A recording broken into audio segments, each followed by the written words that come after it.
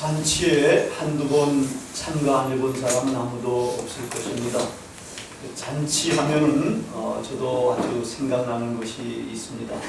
제가 이제 초등학교 아마 1학년 때인 것 같아요. 어머님이 이제 학교 가는데 희성아 너 학교 갔다 끝나면은 아무개 집으로 오너라.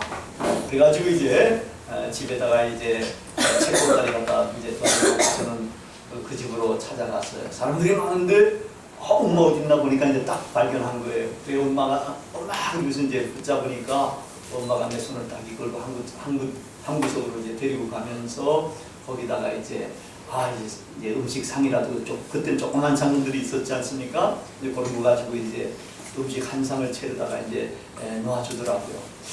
잔치집이니까 뭐 떡도 있고 맛있잖아요. 그런데 우와 못 먹던 거 수육이 거기 있는 거야. 그래가지고 먹어보니까 엄청 맛있는 거예요. 그래가지고 굉장히 그걸 막 많이 먹었는데 탈이 난 거야. 체해가지고 그 돼지고기 먹어가지고 취하니까 또 엄청 아프더라니까요. 그래가지고 그때부터 내가 군대에 가가지고 돼지고기 나올 때까지 돼지고기는 입에 대지 못한 적이 있었습니다. 잔치는 이렇게 사람들을 좀 흥겹게 만들기도 하고 조금 풍요롭게도 만들기도 하는 것 같고, 그래서 이 잔치라는 것은 공동체의 축제가 됩니다. 그것도 흥겨운 축제입니다. 근데 잔치가 꼭 음식 잔치만 있는 게 아니죠. 뭐 여러 가지 잔치가 많이 있지 않습니까? 뭐 노래 잔치도 있고 볼 잔치도 있고 뭐 여러 잔치들이 많이 있어요. 근데 우리가 보니까 2002년도인가요? 월드컵 경기 때 말입니다. 그건 국제적인 볼잔치 아닙니까? 축구 공잔치. 그때 대한민국의 열기가 얼마나 대단했습니까? 대한민국 하면 착착착착 이러면서 우리 국민들이 엄청 많이 쏟아져 나와가지고 그걸 보면서 응원도 하고 TV도 보고 뭐 이러고 열광을 했지 않습니까? 그러니까 우리 팀들이 길을 받아가지고 4강까지 올라갔나요? 하여튼 거기까지 이제 올라갈 정도가 됐지 않습니까? 근데 그 축제, 이 월드컵 축제를 그때도 구경 못한 우리 한국 사람들도 있더라는 거 아니에요. 뭐 일이 바쁜 사람들도 있었고 또 책임 일이 있어가지고 못 본 사람들도 있었는데 그걸 경험하지 못한 사람은 제가 보니까 참 불쌍한 사람이에요. 왜냐하면 그거를 경험해야 우리 대한민국의 구성원이라는 것을 좀 몸으로 좀 느끼고 이러면서 이 축제라는 것이 이게 잔치라는 것이 얼마나 대단한 것인가를 경험하게 될 텐데 사실 인간은 놀이하는 인간, 축제를 올리는 인간, 잔치하는 인간이다. 이게 없으면 인간 사회가 얼마나 황량할 것 같아요. 이 잔치라는 게 이렇게 이 사회를 활성화시키기도 하고 이 사회를 좀 윤택하게 하는 굉장히 중요한 그런 이제 하나의 도구가 될 수가 있습니다. 오늘 읽은 예수님의 잔치 비유는 큰 잔치 비유라고 합니다. 작은 잔치가 아니라 큰 잔치 비유예요. 이 큰 잔치는 보통 사람들이 하는 것은 아니지요. 귀인이라든지 뭐 왕이라든지 뭐 이런 분들이 큰 잔치를 베풉니다. 근데 팔레스틴에서는 잔치를 보통은 다음처럼 합니다. 잔치의 주인이 이제 일단 먼저 언제 잔치를 한다 초청장을 보냅니다. 이 초청장을 받은 사람들은 자기 시간과 비교해가지고 보니까 이건 내가 갈 수 있다 갈 수 없다 판단해가지고 오케이 저는 갑니다. 아니 저는 이차에서 못 갑니다. 해가지고 이 답장을 다 보낸다라는 거예요. 그러면 이제 답장을 보고서 주인은 이제 몇 분이 돼가 오니까 이 이제 음식 준비를 그 정도 수준에서 그보다 좀 더 많이 준비를 하게 됩니다. 그래가지고 이제 그날이 돼가지고 음식이 준비되면은 이제 시간이 이제 그 시간 전에 이제 음식이 다 준비돼야 되겠죠. 그러면 이제 다시 또 종들을 보내가지고 음식이 다 준비됐으니까 오시옵소서 하면은 이제 이제 초청받아서 가겠다고 한 사람들은 옳거니 이제 준비가 다 됐으니까 이제 가기만 하면은 잔치가 시작되겠구나 해가지고 이제 그 시간에 맞춰가지고 이렇게 오게 됩니다. 근데 여기 비유에서는 앞부분은 생략이 된 거죠.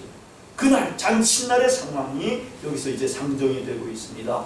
그래서 이 잔칫날 이렇게 이제 종들을 보내니까 아니 이상하게 오겠다고 했던 사람들이 다가 무슨 일이 생겼는지 못 오겠다고 이렇게 양해를 구하는 거예요. 밭을 사서 못 오겠다고 소를 사가지고 시험해 봐야 되겠다. 이제 장가 들어가서 못 오겠다. 하여튼 이렇게 이제 이유를 대가지고 안 온다 그러니까 종이 이제 돌아와서 그대로 보고합니다.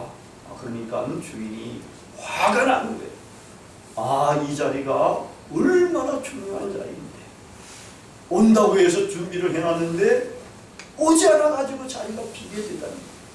이 자리는 큰 잔치 자리고 여기에는 반드시 사람들이 와서 차야만 하는 이러한 자리입니다. 그래가지고 이제 주인이 화가 나가지고 종들에게 명령합니다. 사람들을 데려다가 빈자리를 채우라. 이 자리는 정말 사람들이 차야 할 자리. 얼마나 사람들의 삶에 윤택을 던져줄 수 있는, 정말 활성화를 시킬 수 있는, 활력을 줄 수 있는 이러한 잔치인데 말이야. 이걸 안 오겠다고 하다니. 하여서 이렇게 종들을 보내가지고 다시 이제 다른 사람들을 채워라. 근데 이제 이 다른 사람을 채우라고 했는데 이걸 두 단계로 채우라고 이렇게 비유에서는 이야기를 합니다. 첫 번째 나가지고는 시내의 거리와 골목으로 가는 거예요. 처음에는 전부 다 집집으로 갔을 거예요. 집집으로 가가지고 사람들을 초청했는데 안 왔다. 그러니까 이제 어떻게 해야 되는가? 시내의 거리로 가, 골목으로 가. 거기에 있는 사람들을 부르고, 이 사람들은 집에도 있지 않는 사람이에요. 혹시 집이 없는 사람일 수도 있어요. 이런 사람들이 이제 첫 번째 초청의 대상이 되는 것입니다. 거기 보면 자세하게 언급이 되어 있잖아요. 가난한 사람들, 몸이 불편한 사람들, 맹인들, 저는 자들을 데리고 와라. 말하자면 사회적으로 용락한 사람들, 장애인들 다 형편이 매우 어려운 사람들입니다. 장애인들은 그 당시는 일들이 없어가지고 일도 할 수 없어가지고 구걸하는 사람들이에요. 이런 사람들이 말하자면 이 큰 잔치에 이제는 주민으로 불러오라는 겁니다. 이 주민으로 불러와야 된다는 거예요. 하나님은 사실은 이런 분들을 관심을 더 많이 갖고 계신다. 관심을 그들에게 베풀고 계신다는 겁니다. 하나님은 감찰하시는 하나님이세요.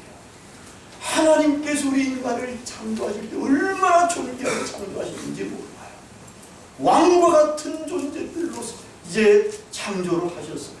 그래가지고 다스리고 지배하고 번성하고 땅에 충만하는 이런 축복을 하나님께서 해주셨어요. 하나님께서 창조하셨을 때 우리 인간에게는 얼마나 중요한 인간의 권리, 인권, 그 천부의 인권까지를 주셔가지고 만드셨는데 지금 보니까 그런 것들을 다 잃어버리고 어려움 가운데서 고난 가운데서 형편없는 그런 힘든 삶을 사니까 이분들을 하나님께서 구원해 주셔가지고 정말 축제의 삶을 살게끔 해주시려고 먼저 불러 주셨다는 거예요. 사실은 우리도 그런 분들에 대해서 관심을 기울여야 하는 겁니다. 더 많은 관심을 가져야 하는 겁니다. 근데 제가 오늘 이 설교를 준비하면서 몇 분들의 설교를 살펴봤어요. 살펴보니까 놀랍게도 이 부분은 다 빠졌더라고요. 그냥 산울가로 나와가지고 강권에서 내 집을 채우라는 이것만 이야기하는 거야. 근데 강조점은 제일 첫 번에 먼저 관심을 기울이고 주민으로 불러 모아야 할 사람들, 여기에 반드시 놓여 있는 겁니다. 종들은 나가서 그러한 사람들을 데려왔습니다. 우리도 그렇게 하는 겁니다. 우리 길봇교회, 하나님께서 기뻐하시는 교회, 그리고 이제 이런 일들을 진짜로 순종하면서 행하는 그런 교회가 되는 겁니다. 근데 이제 숫자가 한정되지 않습니까? 그러니까 자리가 아직도 넉넉하게 비어있는 거예요. 그러니까 두 번째 명령을 내리시는데, 이제는 어디로 나가는가 하면 길과 사물타리가로 나가서 사람들을 데리고 가라. 거기는 이제 더 먼 시내거리가 아니고 이제 골목도 아니고 더 먼 길이고, 그리고 이제 사물타리가까지 나가는 거예요. 이건 뭘 말하는가 하면 이방인들도 데리고 가라. 이방인들도 데리고 가라. 그리고 이 명령은 열린 채 끝나 있습니다. 이방인들 얼마나 몰려왔다 이런 이야기도 없고, 뭐 지속됐다는 이야기도 없지만, 이 이야기가 열려 있다는 건 지속적으로 이방인들에게 이제 복음을 전하면서 그들도 하나님의 구원의 큰 잔치에 참여하도록 이렇게 한다라는 겁니다. 근데 사실 우리도 사실은 이방인이에요. 지금 그래서 이방인으로 이 잔치에 초청을 받아가지고 여기에 참여한 사람들이 있습니다. 여기 온 분들은 다 전체에 참여를 했지만 정말 천국잔치에 맛을 본 분들도 있고, 아직은 맛을 벌떡말떡한 분들도 있는 것 같아요. 근데 초청을 받은 분들은 정말 이 천국잔치의 맛을 봐야 하는 겁니다. 이 잔치가 얼마나 좋은 잔치인지 모릅니다. 이 귀인의 큰 잔치는 하나님 나라의 잔치가 되는 겁니다.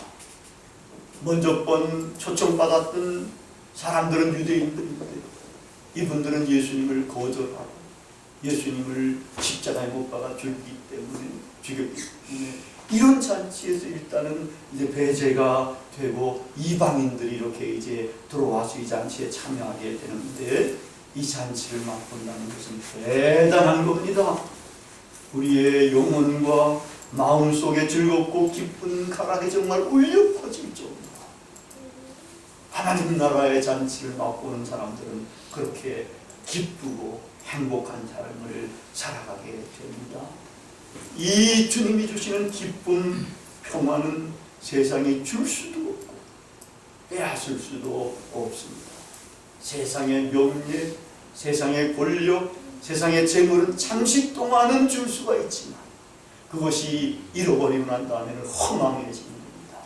허망한 사람들이 시편에 보니까 누가 허망한 사람들인가 할 때 세상에 대한 욕심을 가지고 그것을 추구하는 사람들이 허망한 사람들이 됩니다. 하나님 나라의 잔치의 축제가 이렇게 좋은 것입니다. 이 잔치를 맛보지 못한 사람은 영원토록 불행하게 됩니다. 하나님의 나라의 잔치가, 천국 잔치가 얼마나 좋은지 이제는 동서남북 사방에서 아니면 전 세계에서 흩어져 있는 모든 세계 사람들이 이제 그 하나님의 나라의 축제로 다 몰려가게 됩니다. 우리도 이제는 그렇게 천국 잔치 초청을 받아가지고 몰려가서 거기서 이제 천국 잔치를 맛보는 사람들이 되어야 합니다. 우리의 영혼에 만족함을 얻을 수가 있어야 합니다. 그리고 이제는 그러한 축제적인 삶 속에서 이 세상을 주님과 함께 신나게 살아갈 수가 있게 되는 겁니다. 여러분, 잔치에 관한 노래가 생각나지 않습니까? 잔치 열렸네, 무슨 잔치 열렸나, 삼돌 총각 장가가고 복순아시 시집가네 하는 이 혼인잔치의 이 노래 보니까 요즘은 그 앞부분만 따가지고 여러 잔치에다가 다 집어넣더라고요. 잔치 열렸네, 무슨 잔치 열렸나, 백수잔치도 열렸고, 백수는 백수가 아니고 99세 된 사람을 백수라 그러니까 대단한 잔치잖아요. 하여튼 이 노래는 혼인잔치의 노래죠. 우리가 여기서 이야기하는 큰 잔치도 하시는 이런 혼인잔치와 같은 유의 잔치가 됩니다. 예수님과 우리 교회가, 예수님과 우리 기독교인들이 이제 혼인하는 상징적인 의미지요. 완전하게 합의할 수 있는 그런 이제 잔치가 열립니다. 이 잔치는 예수님과 결합하고 예수님과 함께하는 그런 잔치가 됩니다. 성령의 임재하에서만 이것이 이제는 가능해집니다. 여러분, 성령의 임재의 최고의 절정은 예수님의 임재입니다. 하나님의 임재입니다. 우리 한국 기독교인들은 요거 사실을 잘 몰라요.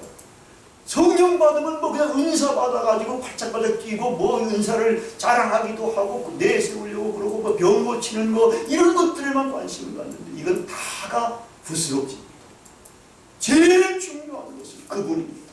그분이 나의 심장 속에 와 계시고 그분이 나와 함께 하시고, 그래서 이 사망의 음침한 골짜기를 지나더라도 해받음을 두려워하지 않으면서 그분과 함께 정말 아름답고 행복하게 살아갈 수가 있게 되는 겁니다. 성령 강림이 말하자면은 예수님의 임재의 절정을 통해서 천국잔치가 이미 선치적으로 벌어진 그러한 사건입니다. 성령을 받고 이 잔치에 참여하면은 예수님이 함께 하심으로 말미암는 놀라운 기쁨과 평화와 사랑을 느끼게 됩니다. 여러분께서 마음을 여시고 예수님을 영접할 때 주님으로만 영접하시면은 이러한 사건이 일어나게 되는 겁니다. 이러한 사람들은 놀라운 기쁨과 평화를 얻게 됩니다. 사랑을 경험하게 됩니다. 하나님께서 나를 위해서 목숨보다 진하게 사랑하셔서 독생자들을 죽이셨구나. 나도 이 하나님을 목숨을 다해서 사랑해야 되겠구나. 그러면서 담대함을 얻게 되고 대단한 결단을 하게 됩니다. 이 하나님 나라보다 더 소중한 것은 없게 됩니다. 그 나라를 위해서 이제는 모든 것을 버리고 그 나라를 사는 겁니다. 올인하는 겁니다. 왜냐하면 이 세상 나라에서 하나님 나라의 천국 잔치보다도 더 좋은 것은 없기 때문입니다. 이제 우리가 천국 잔치를 맛본 사람들은 그럼 누구냐? 천국 잔치에 초청을 받아가지고 천국 잔치를 맛본 사람들은 그 다음에 본문에 나오는데 오늘 이제 우리가 읽지는 않았습니다만 거기 보면 제자들에 해당됩니다. 제자 도에 관한 말씀이 오늘 본문 비유의 이야기 다음에 붙어 있는데 이 누가복음에 나타난 제자도에 관한 말씀은 다른 복음서의 제자도의 말씀보다도 대단하게 강력합니다. 이렇게 되어 있습니다. 무릇 내게 오는 자가 자기 부모와 처자와 형제와 자매와 더욱이 자기 목숨까지 미워하지 아니하면 능히 내 제자가 되지 못한다. 너희 중에 자기의 모든 소유를 버리지 않으면 능히 내 제자가 되지 못한다. 다른 복음서에는 능히라는 말이 없습니다. 여기는 능히 제자가 되지 못한다. 대단하게 강조가 되고 있는 그런 말씀입니다. 하나님의 나라를 위해서 올인해야 제자가 되어야 천국잔치를 맛본 것이 되는 것이고, 천국잔치를 맛본 사람들은 결국은 제자가 되게 된다는 말입니다. 그래서 이 비유에서 이제 놀라운 역할의 변이가, 역할이 바뀌어지는 역사가 이제 일어날 수가 있게 됩니다. 우리는 이 비유를 듣기만 해서 그냥 초청받는 사람들로만 되지만 이제 이 초청을 받아서 맛을 본 사람들은 어떻게 되는가 하면 이 비유의 종이 되는 겁니다. 초청받은 사람이 다른 사람을 초청하는 종이 되는 겁니다. 하나님 나라를 맛본 사람, 이렇게 되는 것입니다. 이제 이렇게 우리는 주님의 제자로서 이제는 종들이 돼 가는 겁니다. 그럼 이런 종으로서 제일 먼저 해야 할 일들은 역시 사회적으로 영락한 사람들, 장애인들을 초청하는 것입니다. 우리 교회에 초청해서 정말 이 교회에 나와서 예수님의 가족 공동체로서 우리가 이 세상을 이제 주님과 함께 신나게 살아가야 하는 것입니다. 이렇게 소외당한 사람들, 사회적으로 영락한 사람들, 장애인들, 이런 사람들을 먼저 초대하라는 이런 명령이 오늘 비유 바로 앞에 12절 13절에 또 나옵니다. 네가 점심이나 저녁이나 베풀거든 벗이나 형제나 친척이나 부한 이웃을 청하지 말라. 두렵건대 그 사람들이 너로 도로 초청하여 내게 가품이 될까 하노라.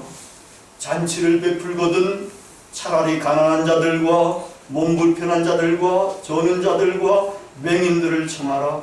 그리하면 그들이 갚을 것이 없으므로 내게 복이 되리니 이는 의인들의 부활 시에 내가 가품을 받겠습니다. 사람들은 보통 초청할 때 전부 다 괜찮은 사람들을 초청하려고 합니다. 귀인들을, 아주 친한 사람들, 친척들, 그렇지 않은 사람들 초청해본 적이 있나요? 없습니다. 사회적으로 용락한 사람들은 더 없습니다. 이건 사회의 보편적인 현상입니다. 그런데 예수님의 가르침, 이런 일반적인 상식, 보편적인 현상하고는 전혀 다릅니다. 그렇기 때문에 이 말씀이 우리에게 충격으로 다가오지 않아가지고서는 우리는 예수님의 말씀을 제대로 준행할 수도 없게 됩니다. 예수님의 이 낯선 가르침, 참 힘든 가르침이 될 수도 있을 거예요. 이 낯선 가르침을 지키고 보게 됩니다. 현세와 내세의 약속이 있습니다. 사실 우리 길봇교회가 예수님의 가르침대로 지금 그렇게 하고 있습니다. 그랬더니 하나님께서 기뻐하시면서 얼마나 많은 복을 주시는지 말로 다 표현할 수 없을 정도입니다.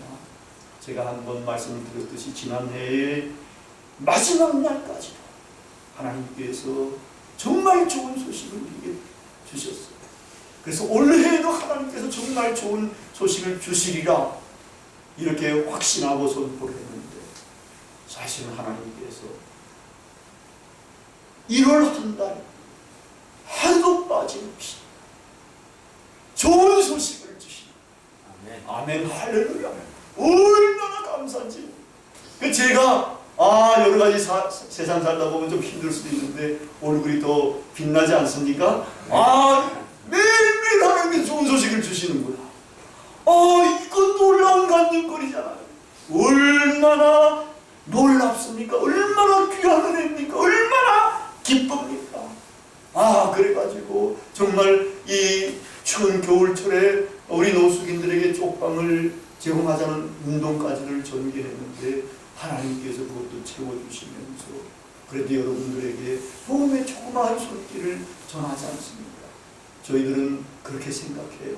우리 길벗교회가 행하는 이런 조그마한 사랑의 표현이 이걸 통해서 사실 하나님의 놀라운 사랑이 여러분들에게, 그분들에게 전달이 돼가기를 원한다는 거예요. 아멘. 하나님의 사랑이 놀랍거든요. 우리가 하는 사랑은 정말 제발 피 정도가 되는데 하나님의 그 놀라운 사랑이 여러분들에게 임할 때에 우리의 영혼은 정말 구원받으면서 활짝 피어나게 될 것이고 하나님에게 기쁨과 영광을 돌리는 그러한 사람들이 될 것입니다. 이러한 사람들을 청에다가 모아도 아직도 우리 교회에 이제 빈자리가 있지 않습니까? 우리 길벗교회도 그렇습니다. 주인은 종들에게 다시 명합니다.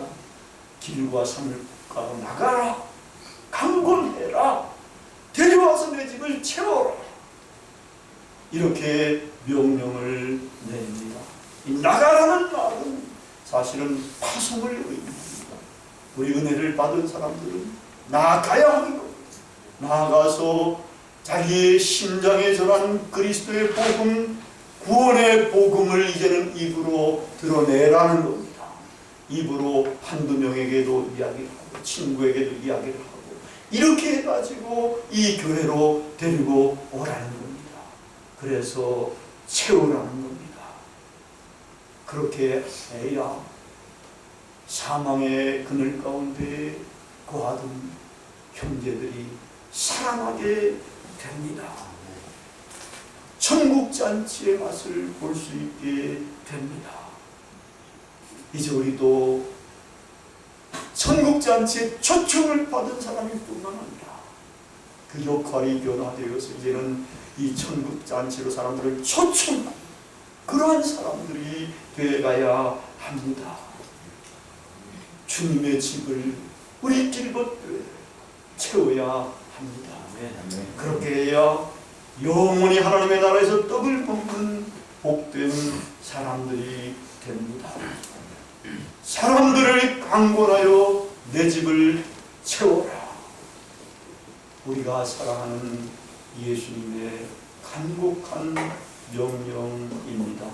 다 같이 기도하시겠습니다. 아버지 하나님 감사합니다.